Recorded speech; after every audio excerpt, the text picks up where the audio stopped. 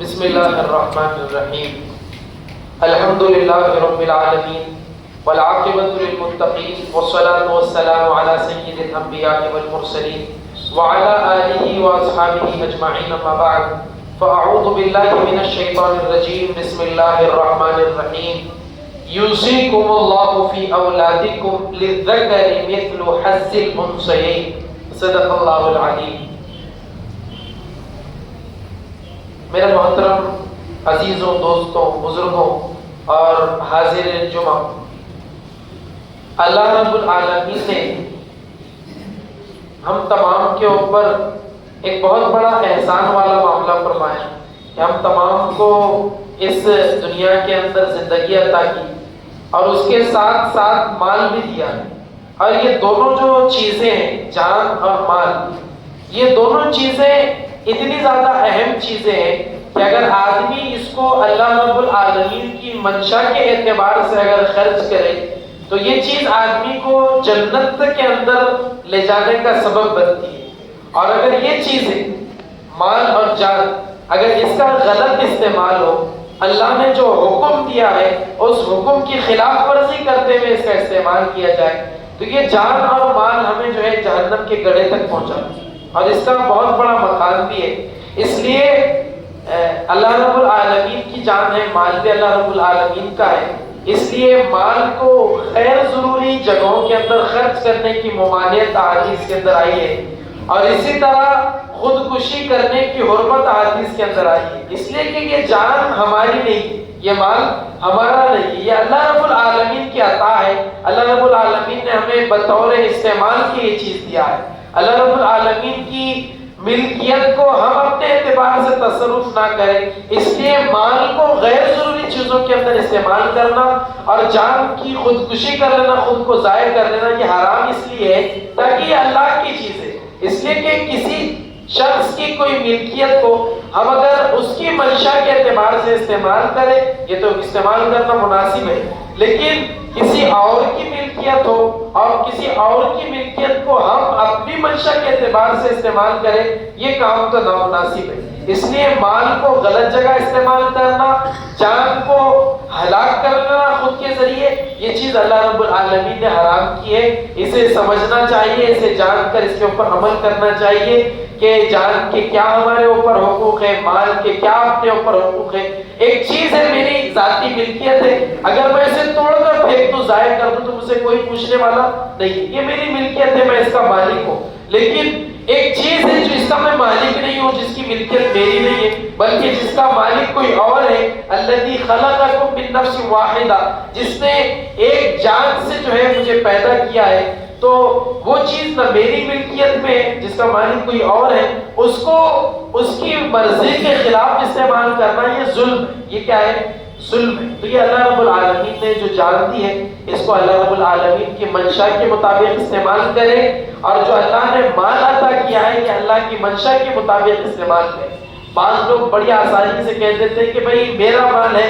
میں نے کمایا ہوں اور میں نے اسے جو ہے محنت کر کے حاصل کیا ہوں، میں دکان پر جا کر محنت کیا ہوں اس لیے یہ مال آیا ہے۔ یہ بات لغو ہے، اس لیے کہ جو مال آپ حضرات کما رہے ہیں بالکل آپ کا مال ہے، بطور استعمال کیا آپ کے، بطور ملکیت کیا آپ کے لیے دی،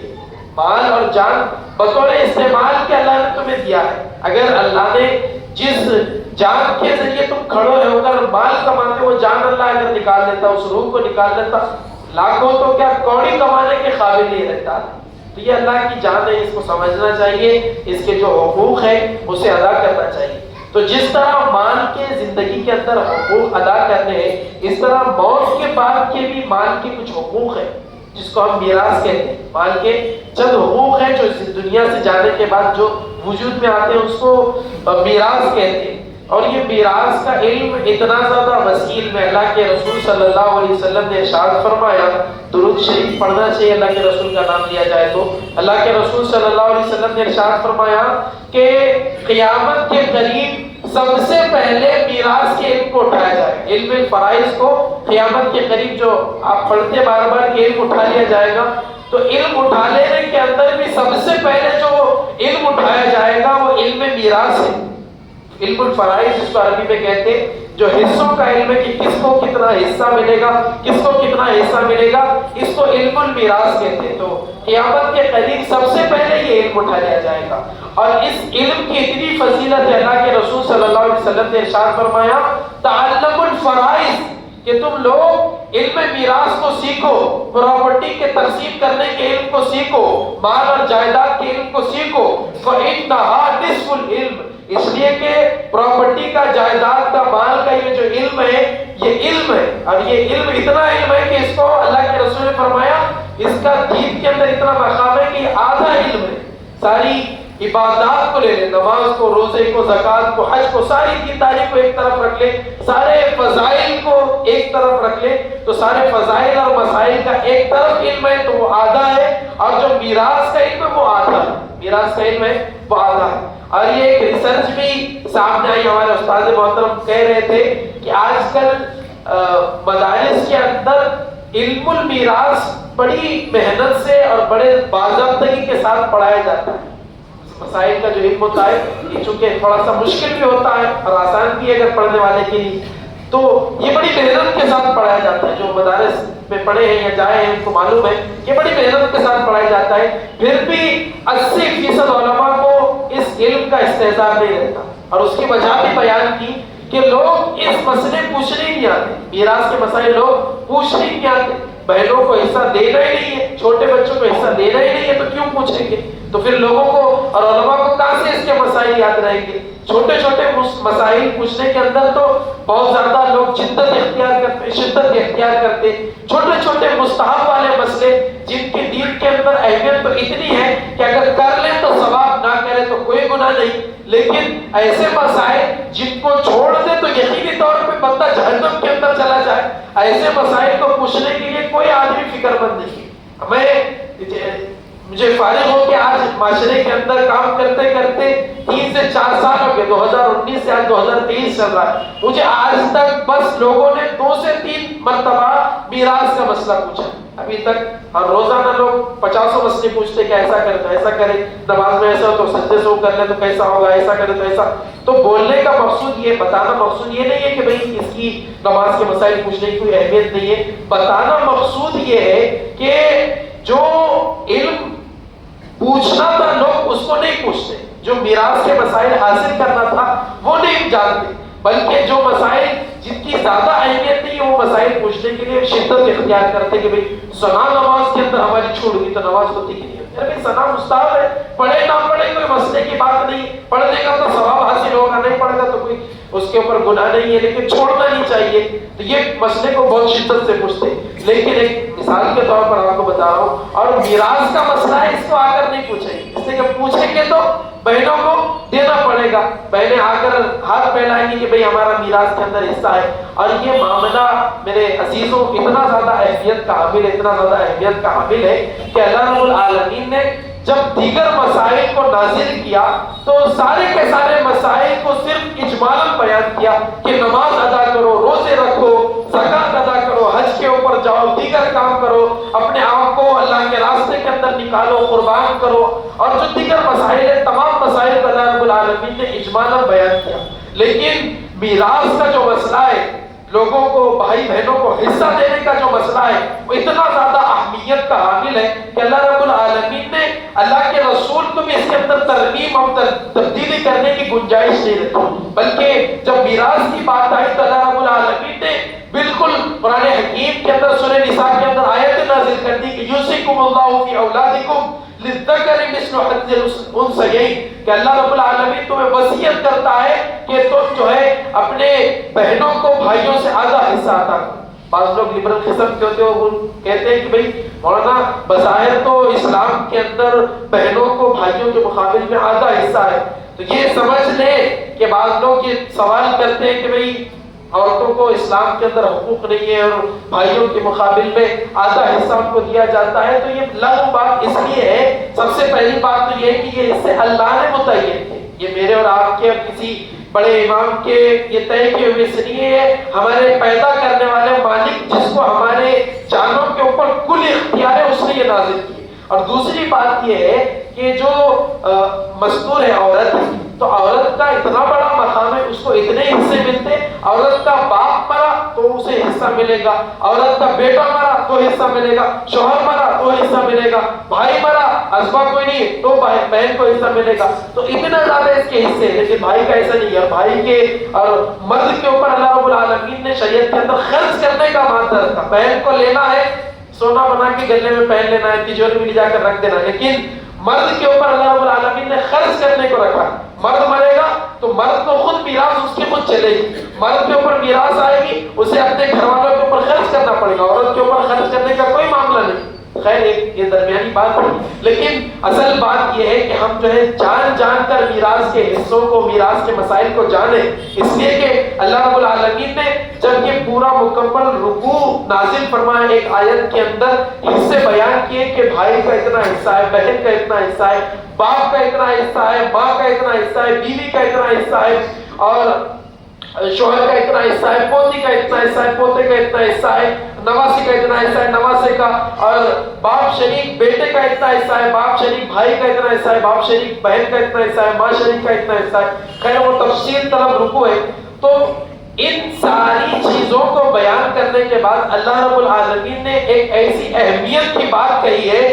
اور وہ بات کو ہم سمجھے اور دل کے کانوں کو کھول کر سنیں. اگر ہم یہ باتوں کو سن لیں گے تو انشاءاللہ ہم بھی میراث دینے والے بن جائیں. اللہ رب العالمین نے فرمایا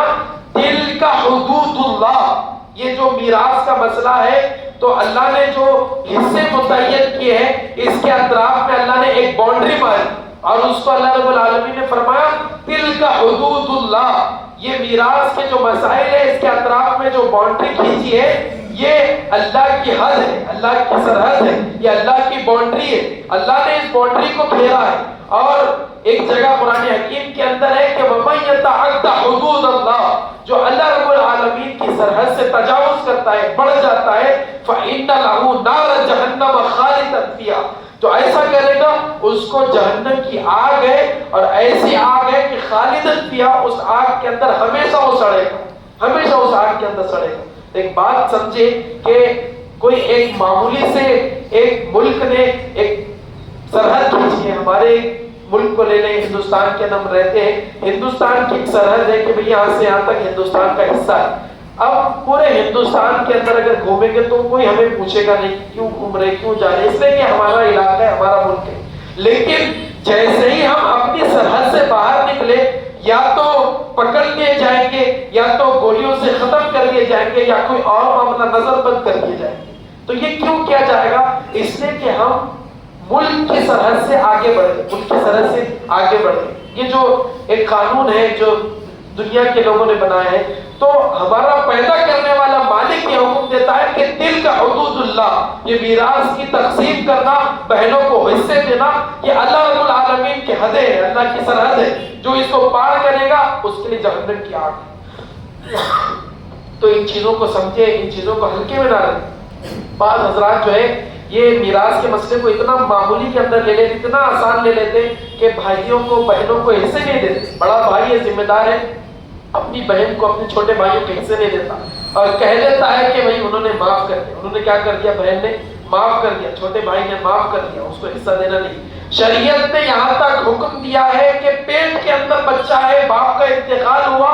اس کا بھی ایک حصہ اٹھا کر رکھا جائے گا. جب اس کی ولادت ہوگی تو اس کو اس کا حصہ دیا جائے گا. یہ کون سی نئی بات ہے کہ بھئی بہن نے معاف کر دیا، بہن چاہ رہی کہ بھئی آپ کی حصہ لے لو. کون سی دنیا کی ایسی بہنیں مجھے لا کر بتاؤ جو معاف کرنا چاہتی ہے؟ آپ وہ اس لیے معاف کر دیتی ہے کہ کہیں آپ سے